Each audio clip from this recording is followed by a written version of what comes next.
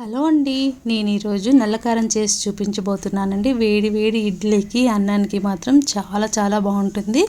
ఇడ్లీలో అయితే నెయ్యి వేసుకోవాలి, అన్నంలో అయితే నూనె వేసుకుంటే చాలా రుచిగా ఉంటుంది. ఎలా చేయాలో ఇప్పుడు చూద్దాం. ఒక ప్యాన్ తీసుకొని కాస్త 2 స్పూన్ల వరకు ఆయిల్ వేసుకుందాము.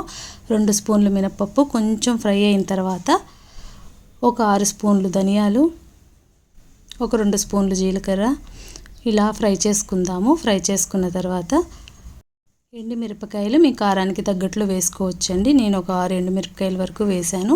ఇవి దోరగా ఫ్రై అవుతున్నప్పుడు శొంఠి వేశాను, కొంచెం చిన్న ముక్క. ఆ తర్వాత కొంచెం కరివేపాకు వేసుకొని కొంచెం మెంతులు వేసుకొని ఈ విధంగా ఫ్రై చేసుకోవాలి. గోల్డెన్ బ్రౌన్ కంటే కూడా కొంచెం ఎక్కువ రావాలి. కాస్త చింతపండు కూడా వేసుకొని ఫ్రై చేసుకోవాలి. ఫ్రై చేసుకొని ఒక 7-8 వెల్లుల్లి రెబ్బలు వేసుకొని ఫ్లేమ్ ఆఫ్ చేసుకోవాలి. తగినంత ఉప్పు వేసుకొని గ్రైండ్ చేసుకోవాలి. తరితరిగా 2 స్పూన్లు నెయ్యి వేసుకోవాలి. కొంచెం మెత్తగా అయ్యే వరకు గ్రైండ్ చేసుకోవడమే. నల్ల కారం రెడీ అయిపోయింది. Thanks for watching.